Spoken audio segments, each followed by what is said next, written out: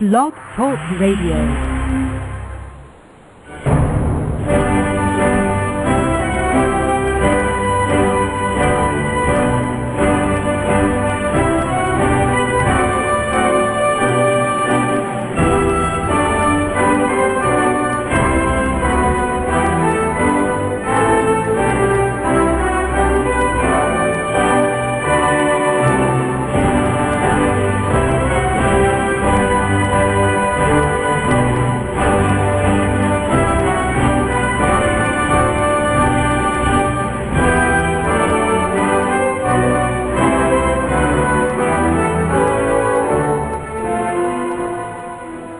Meus amigos, estamos aqui de volta.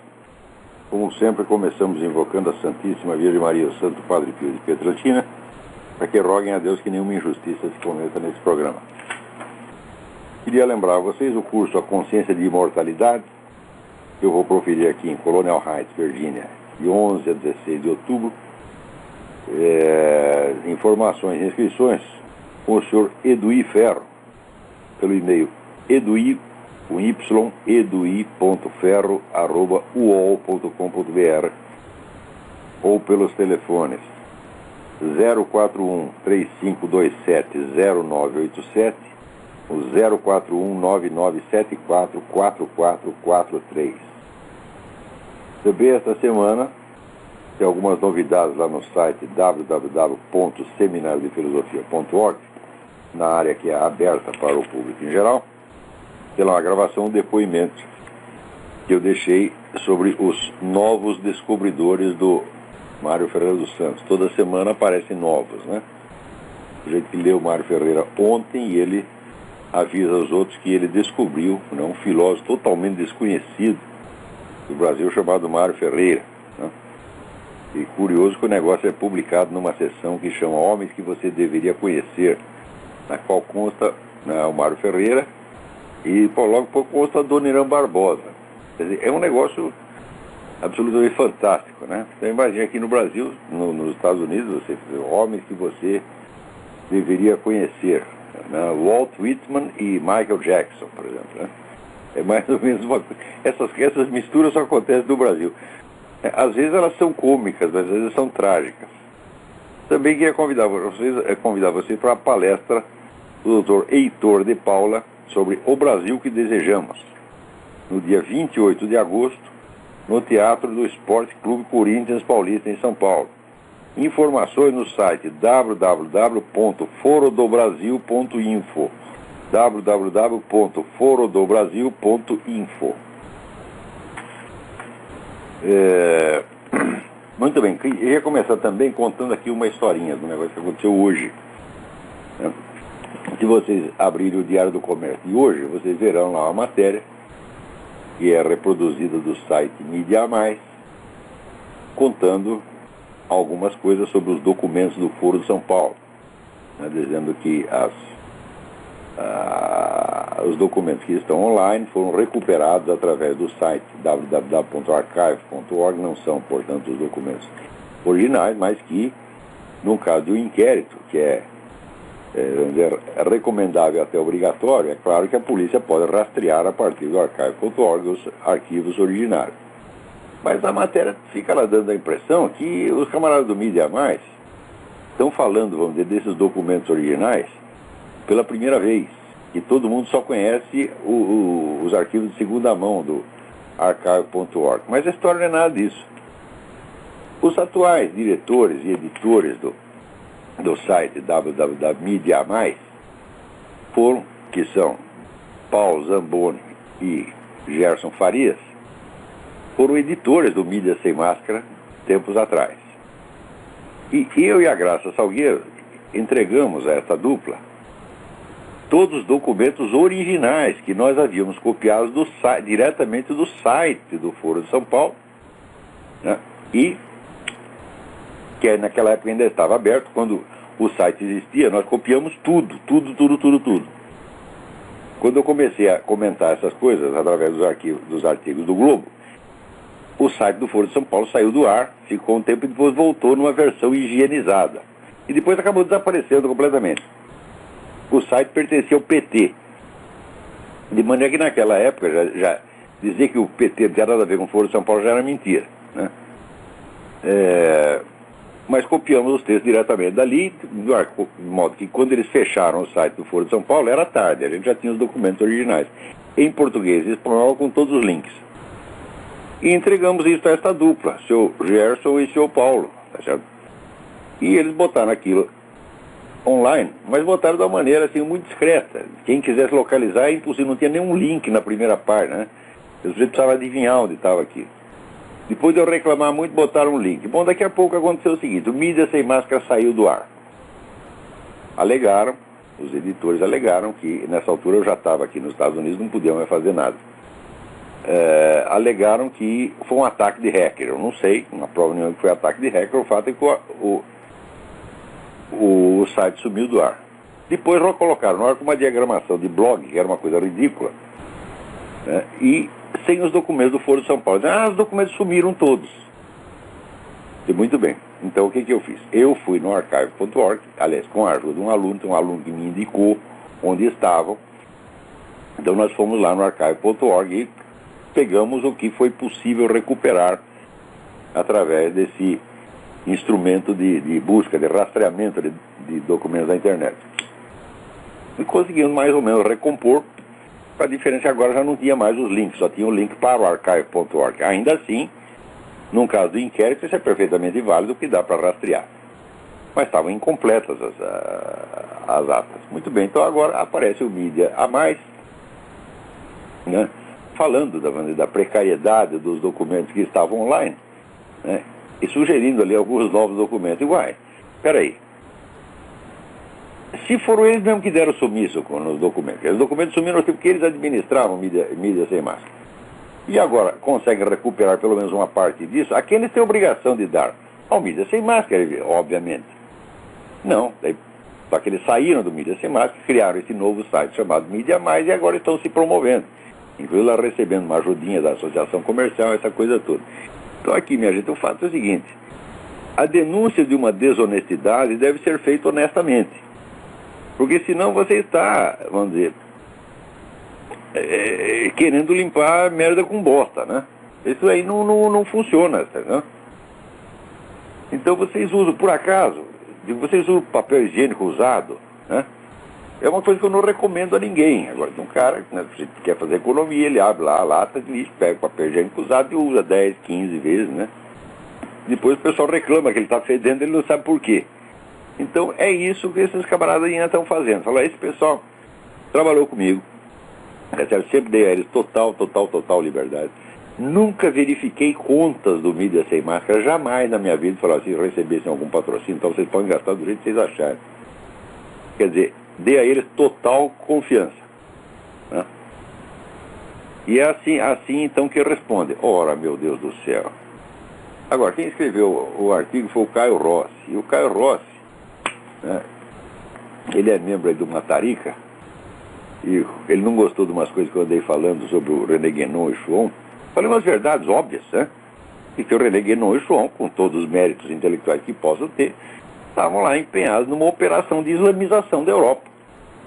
E que, vamos dizer, com a influência enorme que foram ganhando sobre as elites intelectuais e governantes da Europa, quer dizer, a ponto de inscrever no Matarica o próprio príncipe Charles, então foram abrindo as portas à invasão islâmica, né? Então, evidentemente, eles não têm contato nenhum com organizações, nem com essas organizações de massa que promovem imigração como arma de combate cultural, nem com as organizações terroristas, porque é claro que não podem ter, né, essas diferentes operações são conduzidas por canais totalmente independentes e sem contato. Se tivesse contato, seria um amadorismo imperdoável. Então a função deles era submeter, né, as elites intelectuais europeias. E isso eles fizeram maravilhosamente bem. Ao ponto de hoje ter protetores nos altos escalões de todos os governos europeus. Então o homem ficou indignado, falando de civil, etc. Falou, isso aí não é porque você admira um sujeito que você vai deixar de contar a história dele, né, com veracidade. Afinal de contas, o Schwann Fritjof Schwan, quando ele voltou da Argélia, onde tinha recebido lá as iniciações, virou sheik de uma tarica. Tarica, para quem não sabe, é uma organização esotérica islâmica. Quando o sujeito virou sheik de uma tarica, voltou dizendo exatamente isso: eu vou islamizar a Europa. Isso foi 60 anos atrás. Decorrido desses 60 anos, você vê que a operação deu maravilhosamente certo. Agora, para quem não compreende a história, acha que a história, para quem foi educado na Vulgata marxista, acha que quem faz a história são as massas, isso fica um pouco estranho, mas o fato é que a história se faz, grandes modificações sociais se fazem desde cima. Você tem que pegar a elite primeiro, se você, no mínimo, para você enfraquecer a resistência do inimigo. E esse enfraquecimento foi o Roberts, o quê? René Guénon, Fritjof Schwan. Não estou negando nenhum dos méritos deles, né? Outras acusações que foram imputadas aos dois, eu mesmo acho que são injustas. Aliás, o que eu estou fazendo não é uma acusação, eu estou acusando os caras de fazer aquilo que eles disseram que estão fazendo, porra. Qual é? Então eu acho que esse Caio Rossi ficou bravo comigo e resolveu aprontar uma.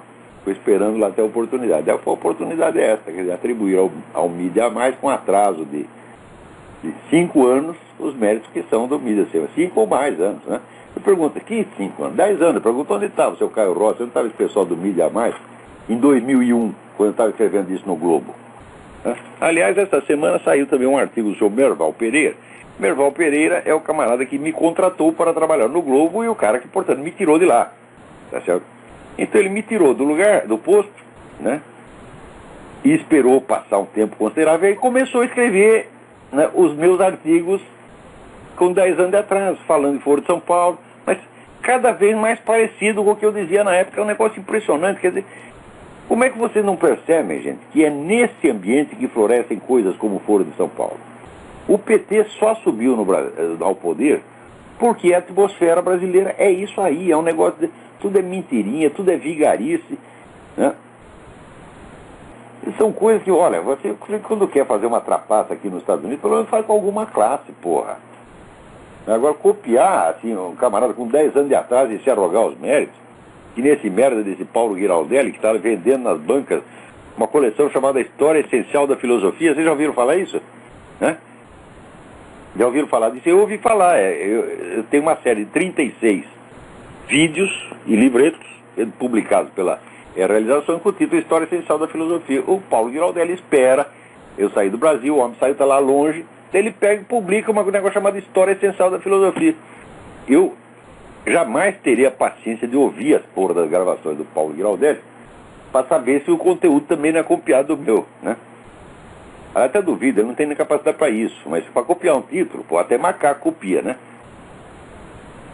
Então o que é isso? É plágio, vigarice, roubalheira. Porra, assim o Lula tem que estar no poder, gente. Vocês não entenderam, não? Né? Aí você vê, essa semana aparece lá o seu Michel Temer, né, no debate com o Índio da Costa, quando o Índio da Costa diz que o Lula propôs a transformação das Farc em partido político, o Michel Temer diz, não, de maneira nenhuma ele não fez isso, mas ele fez com a melhor das intenções. Eu digo, mas se ele não fez, como é que foi com as melhores das intenções? O palhaço, ele se desmente na mesma frase. Ele não põe nenhuma vírgula, porra, né? Daí aparece o outro lá, o tal do seu Walter Pomar, né? Dizendo que as Farc nunca pertenceram ao Foro de São Paulo. Eu digo, o que? Olha, e depois os caras me reclamam que eu falo palavrão. Eu acho que uma coisa dessa tem resposta, pode se discutir, pode se noticiar isso assim, neutramente. O seu Walter Pomar declarou que as Farc nunca pertenceram ao Foro de São Paulo. Bom, então é o seguinte, então o Hugo Chávez estava delirando quando disse que conheceu o Raul Reis e o Lula na reunião do Foro de São Paulo. O próprio Raul Reis devia estar bêbado quando disse que ele presidiu uma assembleia do Foro de São Paulo junto com o Lula. E as atas todas devem ter sido eu que inventei da minha cabeça, né? Então, só que inventei em espanhol, para maior requinte, né? Então, como é que se admite, vamos dizer, essa escalada da mendacidade cínica no Brasil? É uma coisa impressionante, porém ainda mais impressionante é, vamos dizer, o ar de veneração e de respeito com que o distinto público ouve essas coisas. O sujeito fala isso e não se ouve sequer em toda a plateia. Milhões de brasileiros, não se ergue um, vai tomar no cu. Não se ouve. Né? Só se houve um que vem aqui dos Estados Unidos, que sou eu. Quer dizer, como se pode respeitar essas pessoas? Aliás, eu vou lembrar vocês de novo. Né? Um homem que tinha 2 bolas, tá certo? Que foi o Yves Zublé, que deu aquela merecida bengalada na cabeça do Zé Dirceu, quando se revelou aquela trapaça do mensalão. Ele estava lá na Bélgica, que tem dupla cidadania, precisou do documento no Brasil, foi buscar o documento, prenderam o homem, ele morreu na cadeia. Vocês viram isso noticiado?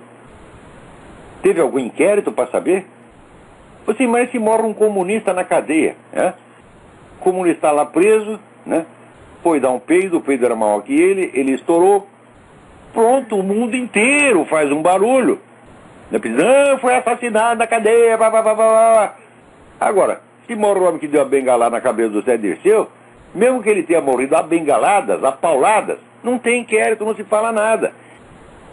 Quer dizer, essa escalada da mendacidade vem junto com a escalada da violência consentida. Porque eu vou dizer uma coisa para você. Transgredir a lei é uma coisa que esse pessoal militante da esquerda faz sistematicamente. A transgressão sistemática é parte integrante da estratégia. Integrante. Os caras anunciam, nós vamos transgredir até que a nossa autoridade seja reconhecida. Porque aquele que transgride, ele mostra que a causa que ele defende está para ele acima da lei. Se estiver abaixo da lei, então a causa é relativa. Como a causa está acima da lei, então ela é absoluta. E isso é uma maneira de impor a autoridade. É uma chantagem emocional que funciona. Os caras fazem isso sistematicamente. Então, fizeram no caso do Yves Zublé, fizeram no caso do Mensalão. Todo mundo sabe, vê o livro do Ivo Patara. Claro, o chefe do Mensalão era o Lula. É a coisa mais óbvia do mundo, porra. Os caras vêm transgredir na sua cara, mentem na sua cara, e o país inteiro. Sim, senhor, sim, senhor. Sim, senhor, porque está com medo do quê? O PT está armado, por acaso? Eu digo, olha, se o senhor encostar uma metralhadora na minha cara, eu sou capaz até de dizer sim, senhor. Né? Ele diz aí, declare aí que 2 mais 2 são 5. Eu, sim, senhor. Mas é só naquele momento. A hora que o sujeito virar as costas, eu pego ele. Mas no Brasil não tem metralhadora nenhuma. É assim, o cara do PT faz uma cara feia. Todo mundo treme nos alicerces e já começa com sim, senhor. Como é possível isso, gente? Esse é um país de cagões, de psicofantas, de puxa-saco. E é por isso que o PT está no poder. E, note bem, anos atrás, mais de 8 anos antes da eleição de 2002, eu disse, o PT não é um partido normal que aceite o rodízio de poder com outros partidos. Mesmo com outro partido que seja tão esquerdista quanto ele não aceita. O PT veio para ficar. Uma vez que vocês botam ele lá, ele nunca mais vai sair. O que está acontecendo? Exatamente. O que está acontecendo? E vai acontecer de novo. Por quê? Porque os homens são os donos das maquininhas. Não é que a Dilma tem preferência de voto. Se a Dilma tivesse 0,1% das preferências de voto, ainda assim ela estaria garantida, porque os homens são... A hora que informatizaram o voto no Brasil, fudeu, minha gente. Vocês deixaram acontecer isso. O brasileiro tem complexo de subdesenvolvido, então tudo que parece moderninho para ele tem um poder, tem um fascínio, tem uma autoridade incrível, né? Ele fica orgulhoso, tá? Aqui nós todos fazemos voto eletrônico nos Estados Unidos, eles estão atrasados, ainda usam papel.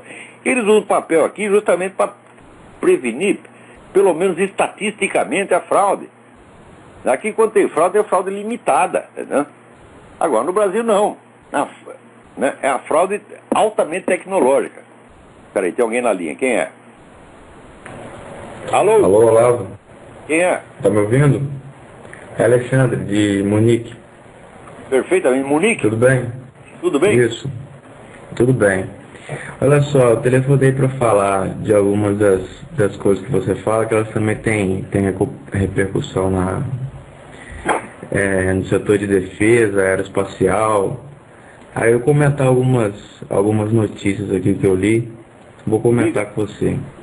Na semana passada eu li na revista Aviation Week que o Irã e vários grupos terroristas, eles são assistidos por serviços de inteligência russa através da Síria. Isso Exatamente. está escrito em uma revista de engenharia, ou seja, isso é coisa normal para eles. Todo mundo já sabe disso. Você vê, o pessoal tira quando a gente fala... A gente obtém revista técnica, revista científica, na grande mídia, mas por isso que eu estou falando. Quem lê jornal, não leia jornal, meu Deus do céu. Hã? E mais, eles estavam comentando lá que há 8 anos atrás, esses caras faziam um foguetinho à mão que tinha alcance só de 4 quilômetros de distância. Hoje em dia os caras já estão lançando foguete com 40 quilômetros e com tecnologia própria. Ninguém consegue fazer essas coisas. Tudo isso depende de pesquisa, né? Ninguém consegue alcançar resultado desse tipo só com 8 anos. Eles também estão tendo assessoria técnica, né? Então, o negócio, a pesquisa vem pronta. Vem da Rússia ou vem da China. Pois é. Não é tecnologia local, dependente, desenvolvida ali mesmo. Levaria 30 anos para fazer isso. Pois é, exatamente. Vocês estão aí vendo? Essa informação é importante. Agora, Israel já disse essa semana que vai bombardear aquela porra mesmo, tá entendendo? Agora, o Irã está defendendo a Rússia pela China. Então vai ficar a guerra de Israel contra Irã, Rússia e China. Né? Nessa mesma reportagem, botando panos quentes. Nessa mesma reportagem eles estavam falando isso, que eles têm meios diplomáticos, mas que se os meios diplomáticos não derem certo, eles também têm tecnologia para poder frear o avanço desse pessoal. Agora, falando um pouco do Brasil, não sei se você conhece uma empresa chamada Alcântara Cyclone Space. Não conheço. Ela foi criada para ser no formato da Itaipu, binacional também, só que com a Ucrânia. Os militares do Brasil, alguns, né, que são do programa espacial, eles não queriam que levasse isso à frente, porque ia frear o avanço do projeto do lançador de satélites do Brasil, em detrimento porque a tecnologia viria da Ucrânia, pronto, o Brasil servia só como base de lançamento.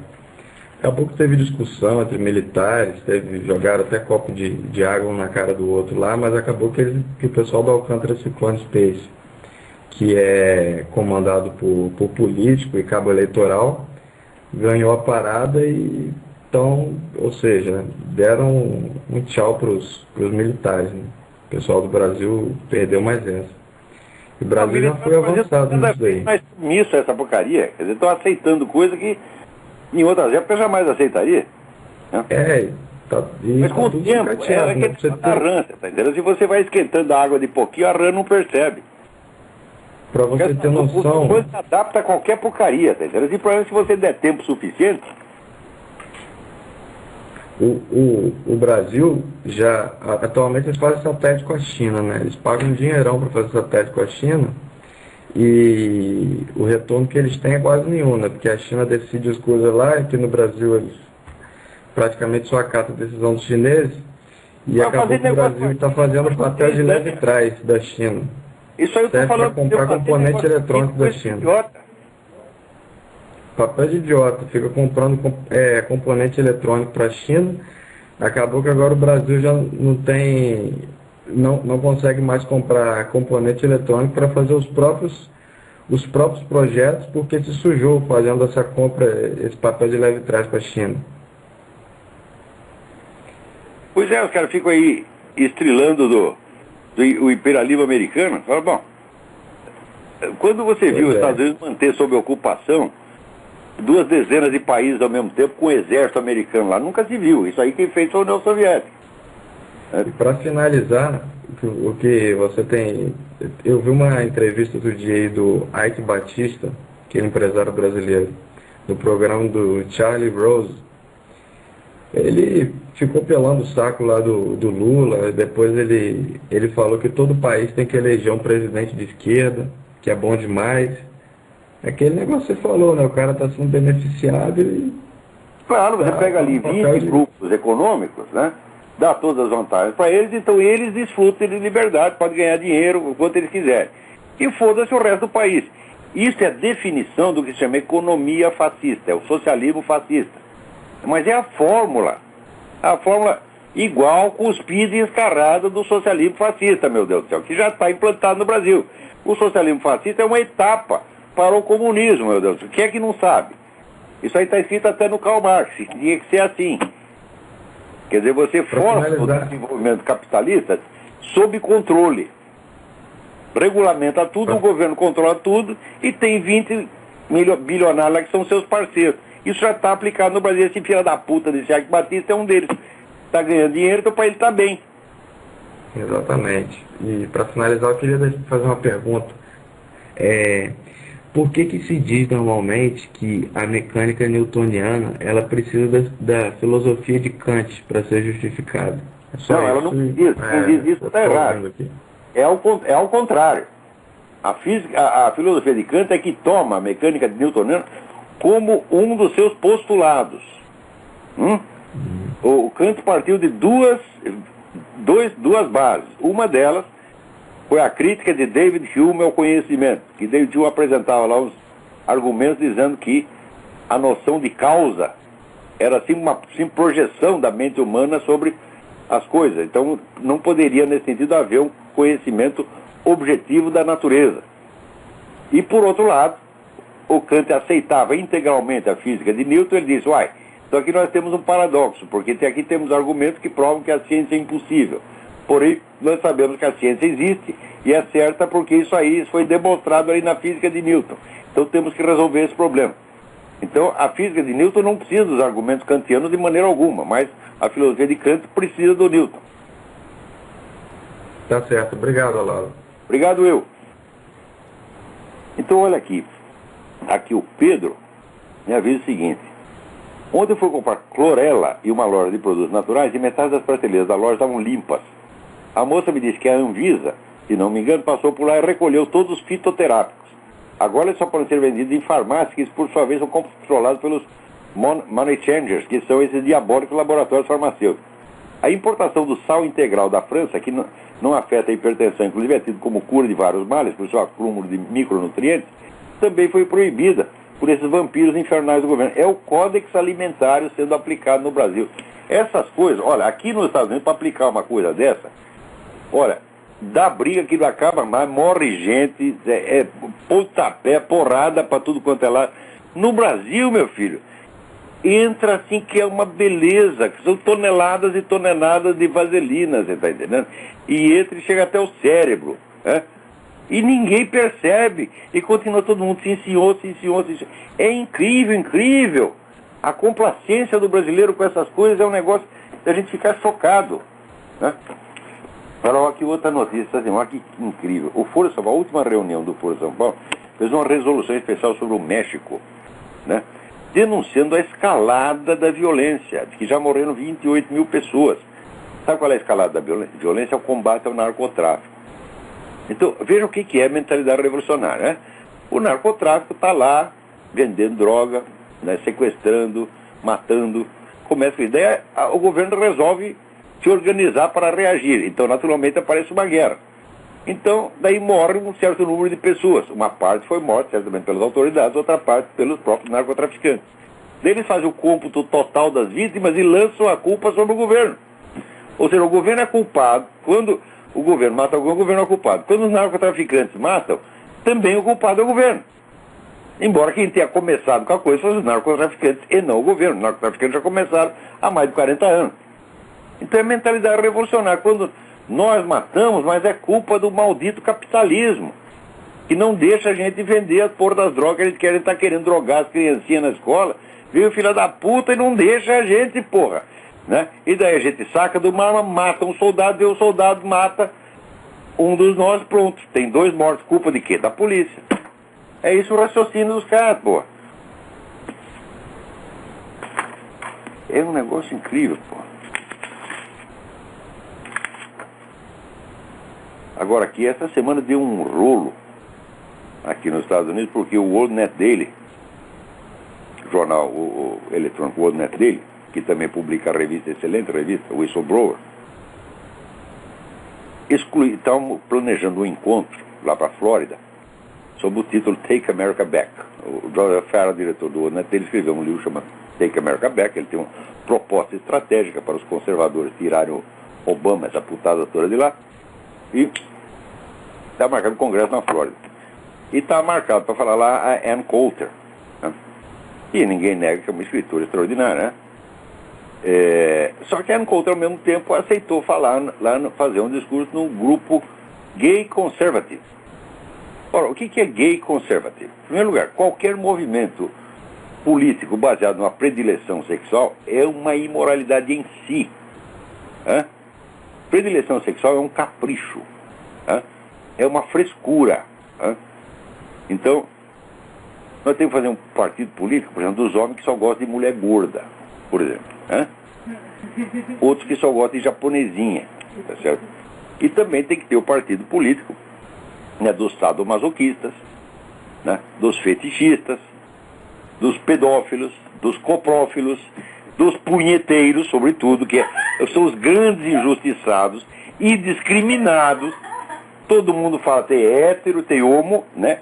E tem o idiossexual. Ídio vem do grego idios, quer dizer o mesmo. Né? O sujeito só tem atração por ele mesmo, ele vê o seu próprio peru, né? Fica excitado e se tranca no banheiro, e em sua própria honrosa companhia desempenha. Tá certo? Por que não tem o partido dos punheteiros, meu Deus do céu? Então, quem quer que aceite a existência de um movimento político baseado em predileção sexual, já é um idiota. Agora, pelo menos, no mínimo, não vem dizer que é conservativo. Hã? Claro, existe gay conservativo, sempre existiu gay conservativo. Hã? Existe gay católico, sempre existiu. Só que esses caras têm que admitir que essa prática sexual deles é um vício privado. Hã? Que a gente não tem nada que humilhar o cara, cuspir na cara dele porque ele está fazendo isso. É um vício privado e não um mérito público, meu Deus do céu. Não é uma causa pública. Né? Porque eu vou fazer o seguinte, eu vou fazer uma lista dos meus pecados e vou começar a fazer um partido político para defendê-los. Né? Transformar os meus pecados em direitos, em méritos sacrossantos e em base de um programa político. Então, ninguém que se diga seriamente conservativo, sobretudo no sentido sério que a coisa tem aqui nos Estados Unidos, pode aceitar esse negócio de gay conservativo. Gay conservativo é o nome, vamos dizer, de um conservativo, é o qualificativo que dá um conservativo que, além de ser conservativo, é gay. É gay lá na vida dele. Agora, no partido não é para ser, não.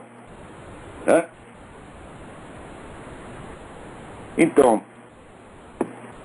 porque também não existe, vamos dizer, o conservativo hétero. Ou seja, quer dizer, o sujeito que se inscreve no Partido Republicano, ele é obrigado a ter relações sexuais hétero? Não, se ele não quiser, ele não precisa. Se ele quiser ficar em casa tocando sua punhetinha, ele que fique. Se ele quiser não fazer nada, ele tem que ter outro partido injustiçado e discriminado, é os assexuais. Pessoas que não têm vida sexual nenhuma e não estão nem aí. O número das pessoas é enorme. E elas não são representadas. Então agora, se tem gay conservativo, então tem que ter o pedófilo conservativo, o coprófilo conservativo, né?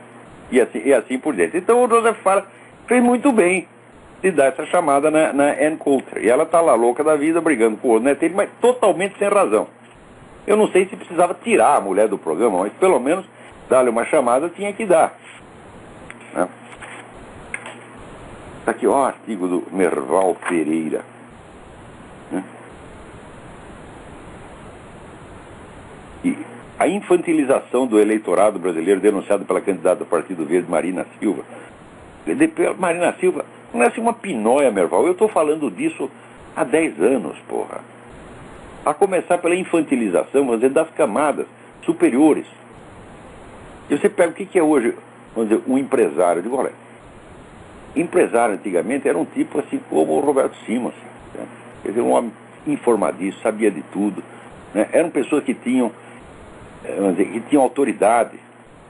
Eu lembro o ex-presidente da Federação da Indústria, Teobaldo Nigres, o cara tinha 2 bolas no meio das pernas, os caras aumentavam o imposto, ele ligava direto para a mesa do presidente, olha, nós não vamos pagar esta merda, tá entendendo? E o presidente afinava. Agora não, agora veio tudo puxado, todo mundo infantilizou. Sobretudo, vamos dizer, o ingresso do linguajar politicamente correto nos debates públicos infantiliza as pessoas. Hã? Porque tudo que desagrada a certos grupos, só eles, os outros não. Hã? Você tem que falar com eufemismos. Agora, eles podem falar o que eles quiserem. Eu estou aqui, acabei de ler um livro, Fred Gilov. O livro chama-se I Can't Believe You Said That. Não posso acreditar que você disse isso. É uma coletânea né, de declarações desses militantes da esquerda, né, que são coisas assim, absolutamente chocantes, ofensivas, e ninguém diz que isso é hate speech, discurso de ódio, fala de ódio. Olha aqui, Stephen Best, ativista dos direitos animais, olha o que ele diz, e presta atenção no que eu disse, compare com o que eu disse antes. Nós vamos romper a lei e destruir propriedade até que a gente vença. Então, o cara quer me convencer que a galinha tem direitos humanos, que a minhoca tem direitos humanos, que uma aranha tem direitos humanos. Então eles vão quebrando a lei, né, e impondo a sua pretensa autoridade. Só que, psicologicamente, isso não funciona. Né?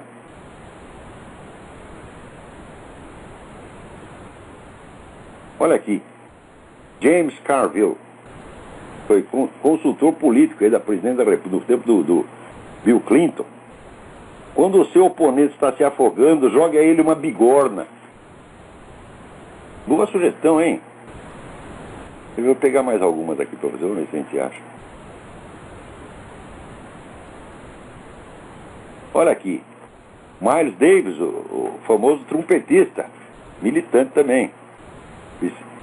Se alguém me disser que eu tinha só uma hora para viver, eu ia gastar essa hora estrangulando o homem branco. Eu ia fazer isso de maneira... Eu ia fazer isso bem lentamente. Não é uma maravilha? Agora, isso aí não é racismo, não. Se é racismo matar branco, não é. Né? Olha aqui, teve outro aqui que disse o seguinte, que aquela campanha para acabar com o DDT, depois que acabaram com o DDT, então a malária virou a ser uma peste que já estava eliminada, voltou.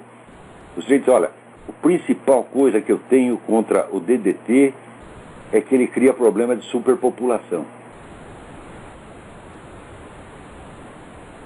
Morre menos gente. Então, né, tem que matar pessoas para diminuir a população.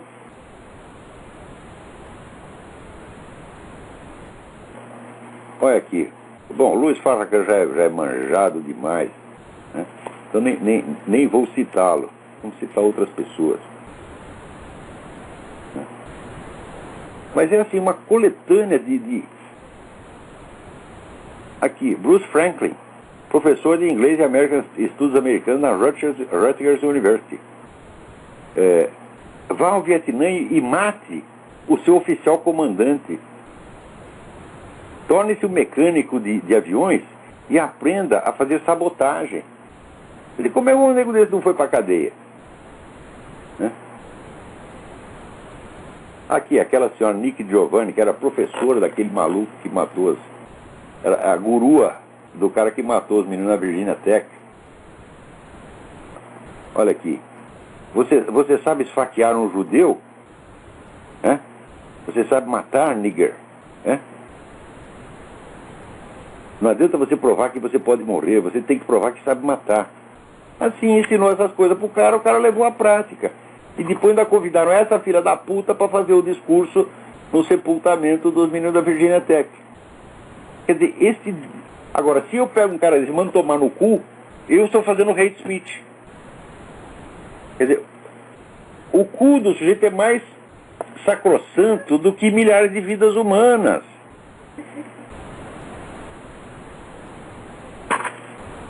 Aqui, José Ángel Gutiérrez, professor da Universidade do Texas, né? E membro de uma dessas ONGs mexicanas que tem aqui. Olha que nós temos que eliminar o gringo. E o que eu quero dizer com isso é matá-lo. Aqui, Rich Hall, né? Um cara da televisão aqui, falou, vamos nos juntar e matar o George Bush. Agora, quando o Pat Richardson disse que precisava dar um tiro no Hugo Chávez, foi um escândalo nacional. Esses caras falam assim, matar os outros com a maior simplicidade, para eles aqui não é nada, né? Olha aqui, Noel Ignatieff, professor de História na Massachusetts College of Art. O objetivo de abolir a raça branca, né, é tão desejável que alguns podem achar difícil acreditar que isso vai encontrar alguma oposição, exceto dos supremacistas brancos, né, comprometidos, supremacistas brancos de carteirinha. Quer dizer, se a gente propõe para eliminar a raça branca, só os supremacistas brancos vão reclamar, os outros vão achar bom. Você pensa que alguém sofreu um processo de ter dito essas coisas? Jamais. Olha aqui, Leonard Jeffries, professor de estudos negros do City College do Harlem. Os judeus são uma raça de gambás. O que é isto, porra? O livro está sendo, são milhares e milhares e milhares. Olha aqui, Kamal Kambon, nasceu com o nome de Leroy Jefferson. Foi professor de estudos africanos no St. Augustine College, North Carolina. É tudo intelectual, isso aí não foi, o cara não foi lixeiro, não foi frentista do posto de gasolina, eles são professores universitários.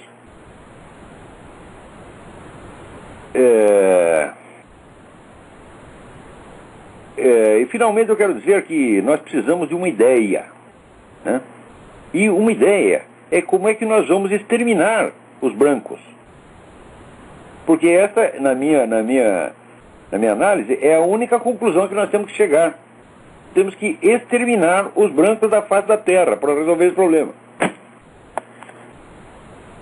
Quer dizer, é a pregação do genocídio aberta. Agora, se você permite que esses caras falem nesta linguagem e que eles tapem a sua boca quando você quer fazer uma pregação evangélica na rua, você reconheceu a autoridade deles.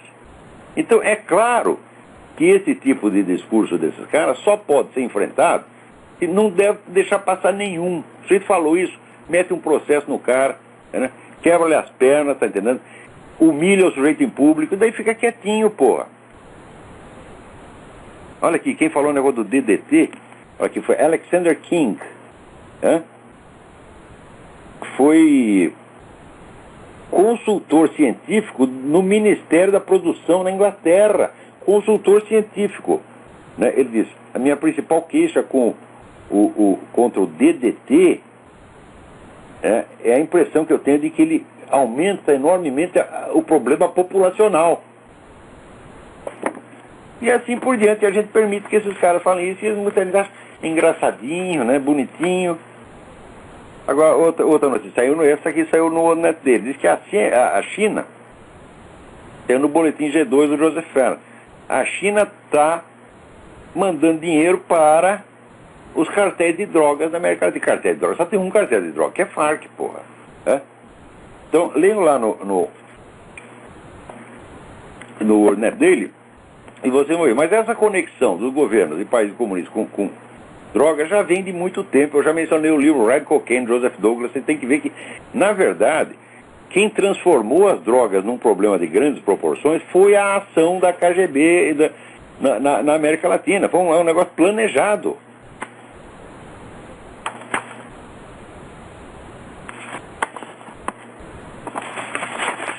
Aqui tem tanta notícia, a gente fica até besta. Agora aqui, na Folha, está reclamando porque o Foro de São Paulo, né, está propondo censura à imprensa. Aliás, a censura já está instalada, meu Deus do céu. Né? Agora, por exemplo, proibiram as piadinhas sobre político. Né? Isso é uma coisa, vamos dizer, que faz parte da cultura popular brasileira há 200 anos. De repente, um merda de um burocrata cismou que aquilo não pode, e pô, não pode mais, e o pessoal aceita isso. Eu digo, olha, o número de notícias suprimidas, de fatos ocultados durante os 20 últimos anos, supera em proporções, assim, incalculáveis a censura no tempo dos milicos.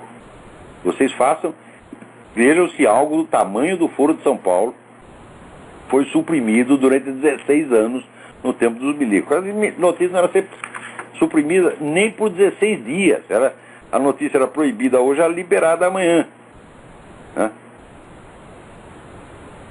Agora, está aqui na Folha, o Foro de São Paulo, que reúne partidos de esquerda latino-americana sob a direção do PT, encerrou seu encontro lá, celebrando a iniciativa do governo da região que tenta aumentar o controle do Estado no setor da comunicação social. Ah, quer dizer que agora doeu lá no saco do seu Otávio Frias.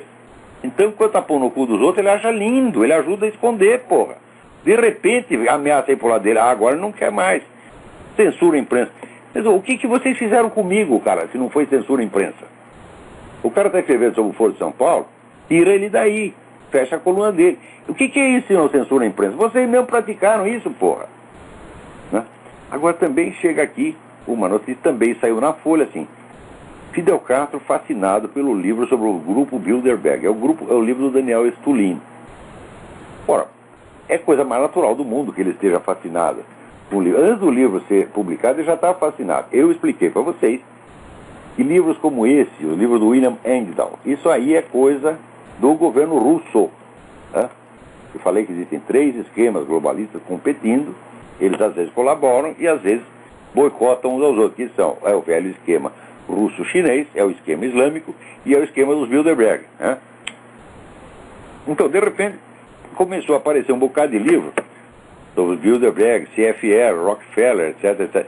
E o que eles contam não é falso, é verdadeiro, está tudo bem documentado, só que esconde a participação russo-chinesa e islâmica nessa porcaria.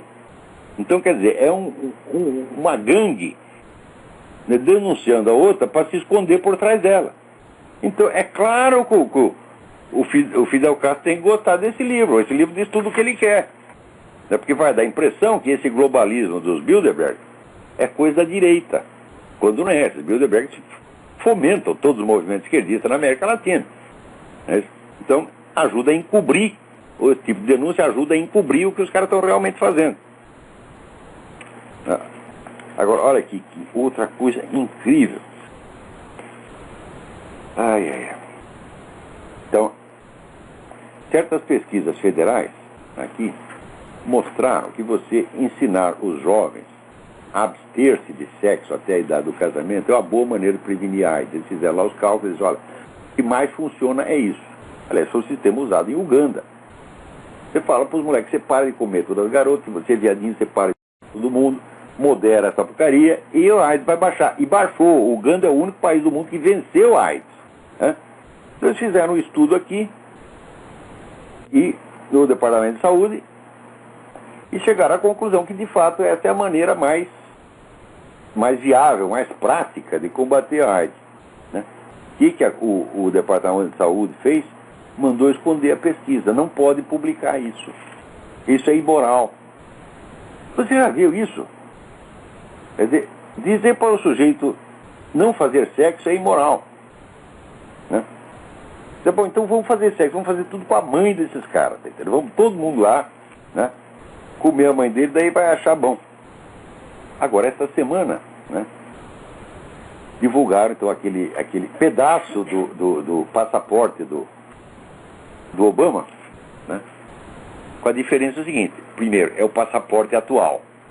Não foi o passaporte que ele usou para ir para o Paquistão, porque quando ele foi para o Paquistão, era proibido entrar americano no Paquistão. Então, com que passaporte que ele entrou no Paquistão? Isso não se pode falar. E depois você divulgar o passaporte atual, o que quer dizer? Prova o quê? Não prova coisíssima nenhuma. Se nós estamos discutindo os documentos que mostram a história do Obama antes dele chegar à presidência, mostrar o passaporte dele depois do passaporte que deram para ele depois dele chegar à presidência, não quer dizer nada. Então é claro que isso é para jogar areia nos olhos. Esse cara não tem um puto de um documento que preste. Então, quando revela alguma coisinha dos documentos, né, por exemplo, ele usa vários números do Social Security aqui. Inclusive número de gente morta. Ele falsificou o Social Security. Pô. Um cara pediu ali pelo Freedom Information Act, obteve lá os cópias do Social Security e viu que está lá o Social Security do falecido. Qualquer um que se descubra isso, meu filho, se o imigrante faz isso aqui, ele é expatriado. O imigrante que esteja aqui legalmente, né, falsifica o Social Security, é expatriado. O filho da puta falsifica, o Social Security está lá na presidência. Né? É por isso que, olha aqui, uma escola na Califórnia está lá ensinando as criancinhas Lúcifer como modelo e guardião. Ele diz, tá muito certo, se é para votar no Obama, então nós temos que cultuar Lúcifer mesmo. Você está entendendo? Já que é para inverter mesmo, né? Chega de intermediários, Satanás para presidente, porra.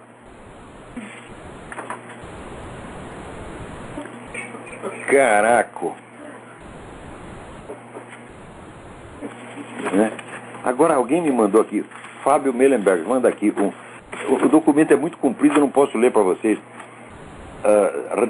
Regulamentando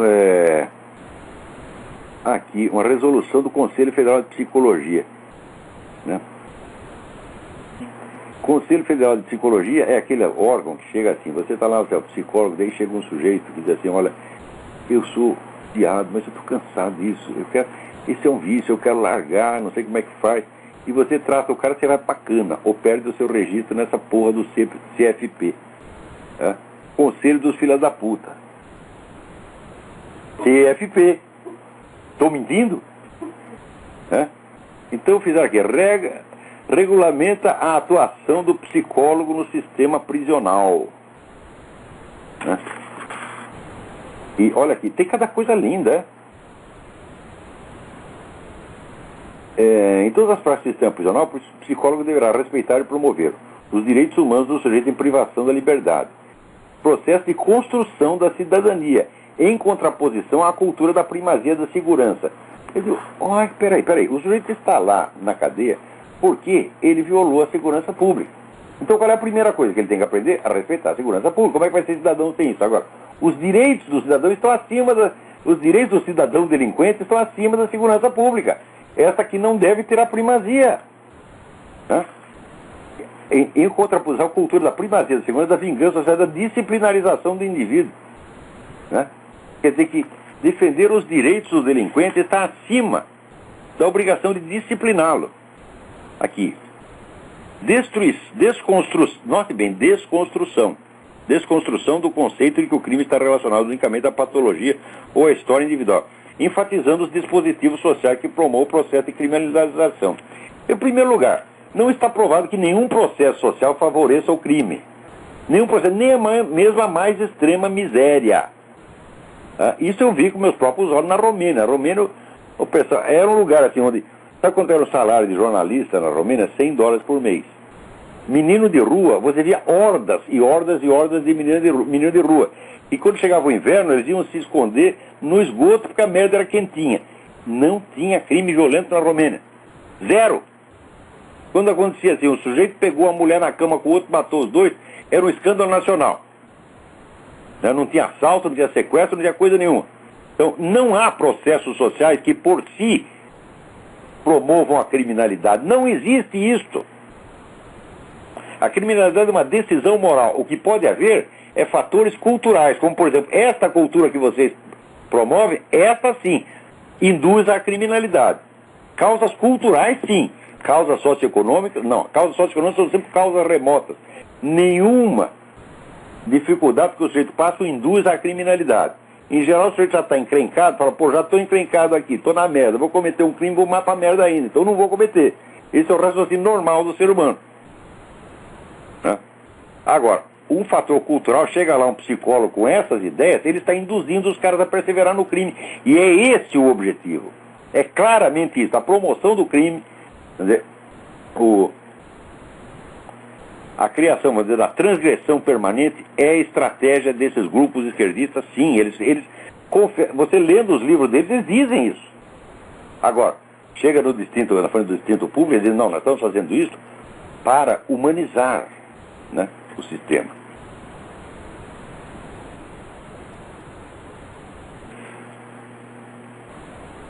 Quer dizer, resgate da cidadania. A cidadania é constituída integralmente de direitos. É isso. Ele não tem obrigação nenhuma. E assim vai. Vamos ver. Olha aqui, construir dispositivos de superação das lógicas maniqueístas. Na cabeça desses caras, você achar que o crime é maniqueísmo. Porque tudo tem dois lados, meu filho. Né? Chegou o sujeito e estuprou a sua filha de 3 anos, mas foi a sociedade que o induziu. E você, como é o representante da sociedade, você paga seu imposto, seu trabalho, então você que foi culpado. É assim que esses caras são. Quem não vê que esses caras são sociopatas, meu Deus do céu? Eu acho que não tem profissão que tenha mais maluco do que psicólogo. Você tem que ler os livros do Dr. Thomas Szasz, S-Z-A-S-Z. Né? O mito da psicoterapia. Leiam lá o mito da psicoterapia. E o cara é aqui, é catedrático de psiquiatria, é?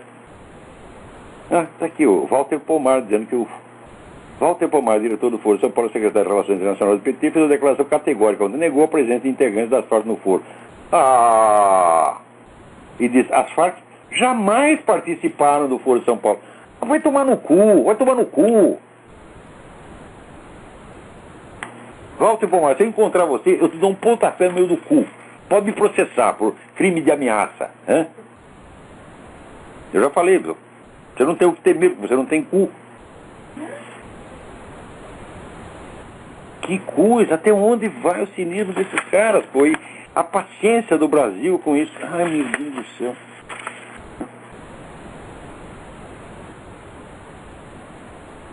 Olha aqui, alguém está passando aí pela internet, né? Algumas perguntas que nem que as perguntas que o Reinaldo Azevedo sugere para a entrevista do candidato do Jornal Nacional, pro Lula, né? O senhor prometeu criar 10 milhões de empregos e chegará ao fim do segundo mandato tendo criado 4. Olha, o governo militar criou 30 milhões de empregos. Vocês já esqueceram? É? Nesse tempo, a renda da classe média caiu e os empregos gerais ficam sendo na faixa de até 2 salários mínimos. O senhor disse que o banqueiro lucra no seu governo e por isso não precisa do ProER. O senhor sabe quantos ProERs o Brasil paga por ano para sustentar os juros reais mais altos do mundo? O seu filho, que até pouco tempo antes do senhor assumir a presidência, era monitor de jardim zoológico, é hoje um empresário que a gente poder classificar de milionário. O senhor não acha essa ascensão muito rápida? Esse é um Lulinha. Né? O Lulinha é inexplicável. Né? E é proibido investigar, porra. Aqui, Genuíno sabia do mensalão, Silvio Pereira sabia do mensalão, Dirceu sabia do mensalão, ministro foi avisado do mensalão. Só o senhor não sabia. Como é possível isso? E se ele ignorasse mesmo isso, então é para sofrer impeachment por incompetência.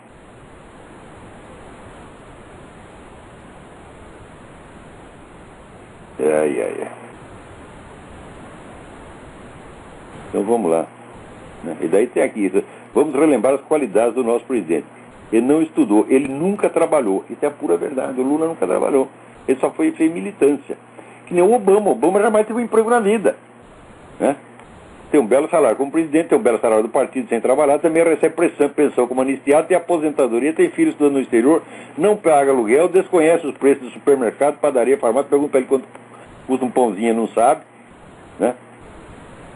Viaja o tempo todo no avião comprado com dinheiro público, tem carro, ele não fala inglês, espanhol, outra língua, nem o português. Eu acho incrível. O sujeito subiu na vida, passou a usar terno Armani, aparou a barba, né, e melhorou a sua figura física. Mas ele não tentou nem um pouquinho melhorar o estado do seu cérebro. Isso já mostra a escala de valores do filho da puta. Daí a direita não se conforma com a democracia. Declara ele na carta ao Foro. O cara fez uma carta para o Foro de São Paulo, que é um bando de terroristas, sequestrador e ditadores, e dizendo que a direita não quer democracia. Olha, a palavra democracia, você sabe o que quer dizer para eles. Né? A democracia significa que eles estão no poder e cala a boca todo mundo. Agora, lá na Colômbia, exatamente como eu disse que ia acontecer, mal o Uribe saiu do poder, começou a chover processo contra ele. Então lá um sujeito está processando porque ele permitiu a instalação de bases americanas na Colômbia sem consulta ao Congresso. Acontece o seguinte, ele fez isso porque se houvesse consulta ao Congresso da parte da Colômbia, teria a haver consulta ao Congresso na parte dos Estados Unidos, e isso iria atrasar o negócio em anos.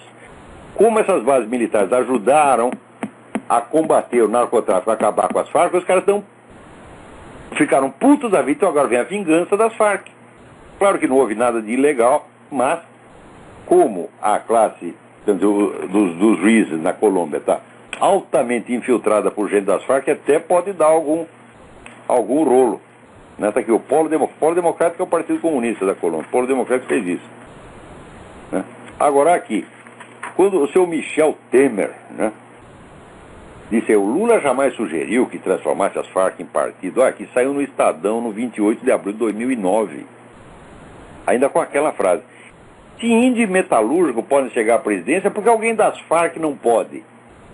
Ué, não teve um sujeito para dizer lá, aqui, seu presidente, se índio ou metalúrgico não é crime, porra.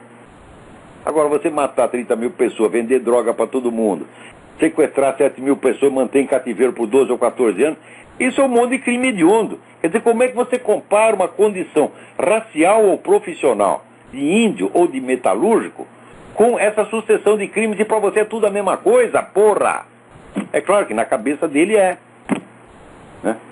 Então, são todos vítimas. O índio é vítima da opressão, o metalúrgico é vítima da opressão, portanto, esse pessoal das Farc é vítima da opressão. Não deixam eles vender droga para as criancinhas, coitadinho. Epa, acabou o nosso tempo.